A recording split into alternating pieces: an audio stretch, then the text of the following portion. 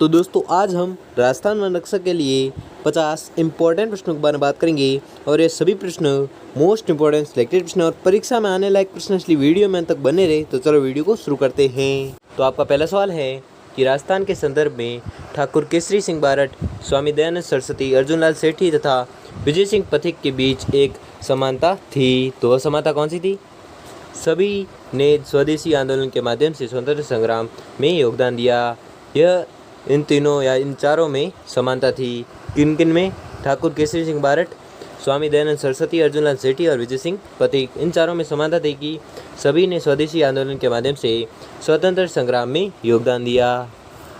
अगला सवाल है कि बसंत विलास का प्रसिद्ध चित्र निम्न में से किसके द्वारा बनवाया गया? तो आपको याद रखना है, यह बनवाया गया था आचार्य रत्नगिरी द्वारा। ठीक है, कौन सा चित्र? बसंत विलास का प्रसिद्ध चित्र।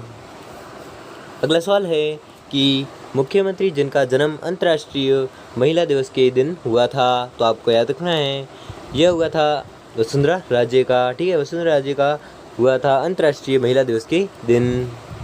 अगला सवाल है कि जैसलमेर ज़िले का कौन सा गांव रेगिस्तानी प्रभाव के लिए जाना जाता है? तो आपको याद रखना है, वह गांव है नाचना गांव। ठीक है, नाचना गांव है जो रेगिस्तानी प्रभाव के लिए जाना जाता है। और यह गांव कहाँ पर है? तो जैसलमेर ज़िले में है।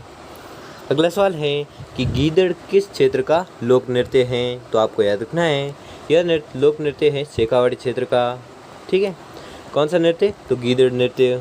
अगला सवाल है कि आचार्य तुलसीदास का जन्म स्थान कौन सा है? तो आपको याद रखना है कि आचार्य तुलसीदास का जन्म स्थान है लाडनू। ठीक है, लाडनू है जो आचार्य तुलसीदास का जन्म स्थान है।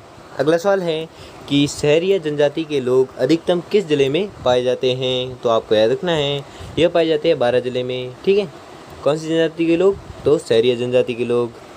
अगला सवाल है कि राजस्थान का अमरनाथ कहा जाता है? तो किसे कहा जाता है? पाली जिले के सादड़ी कस्बे के पास गुफा में स्थित परशुराम महादेव मंदिर, जो राजस्थान का अमरनाथ कहा जाता है। अगला सवाल है कि कौन सी नदी पश्चिमी राजस्थान में बहती है? तो आपको याद रखना है, पश्चिमी राजस्थान में बहती है कौन सी? लूणी नदी, जिसे पश्चिमी राजस्थान की गंगा भी कहते हैं। किस नदी को? तो लूणी नदी को। अगला सवाल है कि गरसिया लोग मृतकों के स्मारक को क्या कहते हैं? तो आपको याद रखना है, यह कहते हैं उर्रे। ठीक है, उर्रे किसे कहते हैं? तो आपको याद रखना है, गरसिया लोग मृतकों के स्मारक को कहते हैं उर्रे। ठीक है, अगला सवाल है कि गंजीफा, घोड़ादड़ी, डाल कुदावणी है तो क्या है? राजस्थान के लोक खेल। ठीक है, ये तीनों लोक खेल है राजस्थान की, गंजीफा, घोड़ादड़ी और डाल कुदावणी। ठीक है, अगला सवाल है कि प्रसिद्ध तैराक मंजरी भार्गव का संबंध है? तो आपको याद रखना है, इनका संबंध है अजमेर से। ठीक है, किनका? मंजरी भार्गव जो प्रसिद्ध तैराक है। अगला सवाल है कि तीड़ो तरो है तो क्या है? एक सरकारी लगान। ठीक है, एक सरकारी लगान है क्या? तीड़ो तरो। अगला सवाल है कि उदयपुर की तस्करी नुमा पहाड़ियाँ किस नाम से जानी जाती हैं? तो आपको याद रखना है, यह जानी जाती है गिरवा नाम से। ठीक है, कौन सी पहाड़ियाँ? तो तस्करी नुमा पहाड़ियाँ है जो उदयपुर में हैं, वो किस नाम से प्रसिद्ध है? तो आपको याद रखना है, गिरवा नाम से प्रसिद्ध है। अगला सवाल है कि भीलों का अंतिम मृत्युभोज क्या कहलाता है? तो आपको याद रखना है, इनका अंतिम मृत्युभोज कहलाता है काटा। ठीक है, काटा कहलाता है किनका? भीलों का। अगला सवाल है कि लोक संगीत की वह जनजाति जिसका शाब्दिक अर्थ मांगने वाला होता है? तो आपको याद रखना है, वह जनजाति है मांगणियार। ठीक है, मांगणियार है जो जिनका शाब्दिक अर्थ मांगने वाला होता है। अगला सवाल है कि कौन सा क्षेत्र ढूंढाड़ के नाम से जाना जाता है? तो आपको याद रखना है, यह जाना जाता है जयपुर ज़िला। ठीक है, जयपुर ज़िला है जो ढूंढाड़ क्षेत्र के नाम से जाना जाता है। अगला सवाल है कि राजस्थानी जनजीवन में बुर्की डालने से तात्पर्य है? तो आपको याद रखना है, बुर्की डालने से तात्पर्य है वश में करना। ठीक है, वश में करना, बुर्की डालने का तात्पर्य क्या है? तो वश में करना।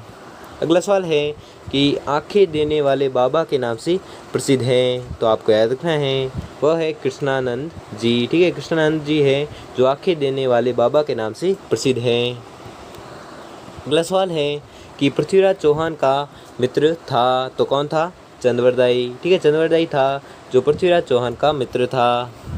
अगला सवाल है कि जालोर का किला निम्न में से किस नदी के किनारे पर स्थित है? तो आपको याद रखना है यह स्थित है सुकड़ी नदी के किनारे। ठीक है, कौन सा किला? तो जालोर का किला स्थित है कहाँ पर? तो सुकड़ी नदी के किनारे स्थित है।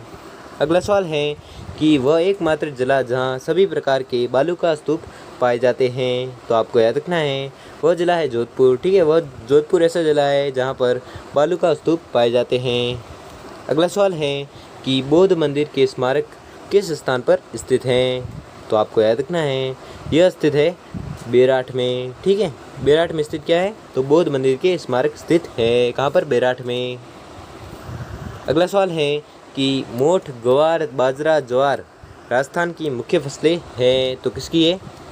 खरीफ की। ठीक है, ये चारों फसलें हैं जो खरीफ की है, मोठ, ग्वार, ज्वार और बाजरा। अगला सवाल है कि राजस्थान के कौन से लोक देवता सांपों के देवता के रूप में पूजे जाते हैं? तो आपको याद रखना है वह लोक देवता हैं गोगा जी। अगला सवाल है कि खेती की दृष्टि से सर्वोत्तम मृदा संरचना होती है। तो आपको याद रखना है यह होती है मृदु कोणीय संरचना। अगला सवाल है कि कालीबंगा सभ्यता किस नदी के समीप विकसित हुई? तो आपको याद रखना है यह विकसित हुई थी सरस्वती नदी के समीप। ठीक है, तो कौन सी सभ्यता विकसित हुई थी? तो कालीबंगा सभ्यता। किस नदी के समीप विकसित हुई? तो सरस्वती नदी के समीप विकसित हुई। अगला सवाल है पांडुपोल कहाँ पर स्थित है? तो आपको याद रखना है यह स्थित है अलवर के पास। ठीक है, क्या स्थित है? पांडुपोल। अगला सवाल है कि राजस्थान में मानसून सर्वप्रथम किस जिले में प्रवेश करता है? तो आपको याद रखना है मानसून सर्वप्रथम प्रवेश करता है बांसवाड़ा जिले में। ठीक है, अगला सवाल है कि गढ़सीसर तालाब किस जिले में स्थित है?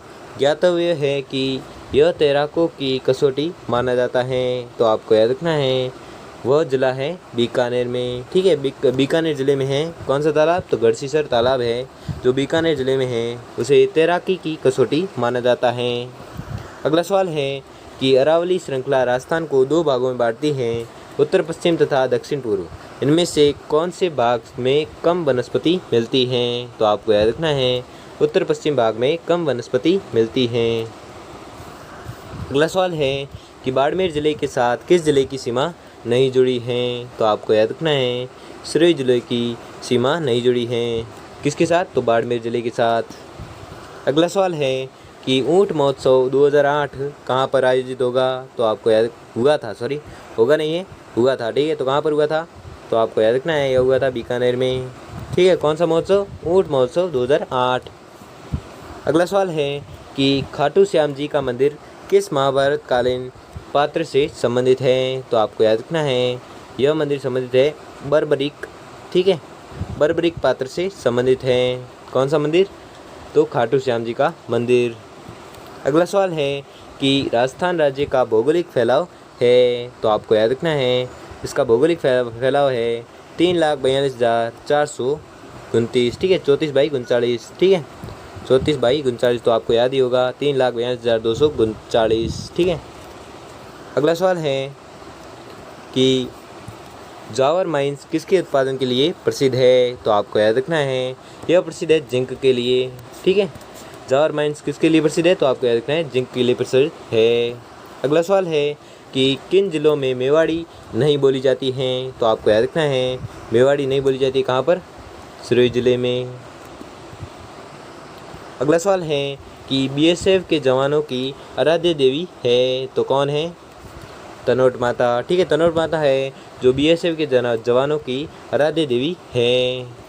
अगला सवाल है कि भारत के कुल जिप्सम उत्पादन का लगभग राजस्थान से प्राप्त होता है, तो कितना प्राप्त होता है? 94%। ठीक है, 94% क्या प्राप्त होता है? तो जिप्सम प्राप्त होता है कहाँ से? राजस्थान से। अगला सवाल है कि पुष्कर मेला कब बढ़ता है? तो आपको याद रखना है यह बढ़ता है कार्तिक पूर्णिमा को, सॉरी। ठीक है, तो कार्तिक पूर्णिमा को क्या बढ़ता है? पुष्कर मेला। अगला सवाल है कि गुडला त्यौहार मनाया जाता है, तो आपको याद रखना है यह मनाया जाता है चैत्र कृष्ण अष्टमी में।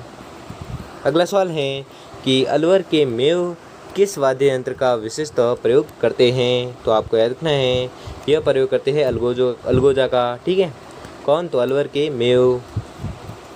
अगला सवाल है कि ढोला मारू कथा में निम्न में से किस स्थान का उल्लेख हुआ है? तो आपको याद रखना है, यह उल्लेख हुआ है पूगल का। ठीक है, तो किस स्थान का उल्लेख हुआ है? पूगल का। और किस कथा में? तो ढोला मारू कथा में। अगला सवाल है कि ए मालिक तेरे बंदे हम गीत के रचनाकार है। तो आपको याद रखना है, इसके रचनाकार है पंडित भरत व्यास। ठीक है, पंडित भरत व्यास है जो ए मालिक तेरे बंदे हम के रचनाकार हैं।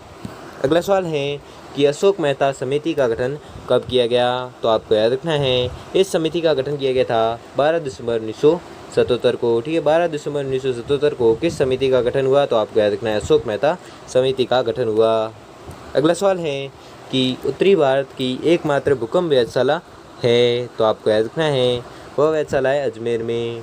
ठीक है, उत्तरी भारत की एकमात्र भूकंप वेधशाला कहाँ पर है? तो आपको याद रखना है, यह है अजमेर में। अगला सवाल है कि कठपुतलियों एवं खिलौने के निर्माण हेतु चित्तौड़गढ़ का प्रसिद्ध स्थल है। तो आपको याद रखना है, वह प्रसिद्ध स्थल है बस्सी। ठीक है, बस्सी है जो कठपुतलियों एवं खिलौनों के निर्माण हेतु चित्तौड़गढ़ का प्रसिद्ध स्थल है। कौन सा? बस्सी। अगला सवाल है वह नदी जिसका उल्लेख ऋग्वेद में मिलता है तथा जो पूर्वी पंजाब से राजस्थान में बहती थी। तो आपको याद रखना है, वह नदी है सरस्वती नदी। ठीक है, सरस्वती नदी वह नदी है जिसका उल्लेख ऋग्वेद में मिलता है तथा जो पूर्वी पंजाब से राजस्थान में बहती हैं। अगला सवाल है कि कागी गान के लिए प्रसिद्ध रुक्मा की किस जाति से संबंधित है? तो क्या है? कागी गान यानी नाक से गायन के लिए प्रसिद्ध रुक्मा किस जाति से संबंधित हैं? तो रुक्मा किस जाति से संबंधित थी? तो मांगणियार जाति से संबंधित थी, जो नाक से गायन के लिए प्रसिद्ध है। कौन? रुक्मा। और किस जाति से संबंधित है? तो मंगनियार जाति से संबंधित है। अगला सवाल है कि मीराबाई किसकी पुत्री थी? तो आपको याद रखना है कि मीराबाई पुत्री थी रतन सिंह की। ठीक है, रतन सिंह की पुत्री का नाम क्या है? तो आपको याद रखना है मीराबाई। और मीराबाई के पिता का नाम क्या है? तो रतन सिंह। ठीक है, तो दोस्तों आपको 50 प्रश्न दिए गए थे, जिसमें से आपने कितने प्रश्न सही किए हैं वो हमें जल्दी कमेंट करके ज़रूर बताएं। और अगर आपको वीडियो अच्छा लगा हो या आपके लिए थोड़ा सा भी हेल्पफुल साबित हुआ हो तो वीडियो को लाइक और चैनल को सब्सक्राइब कर लीजिए। धन्यवाद।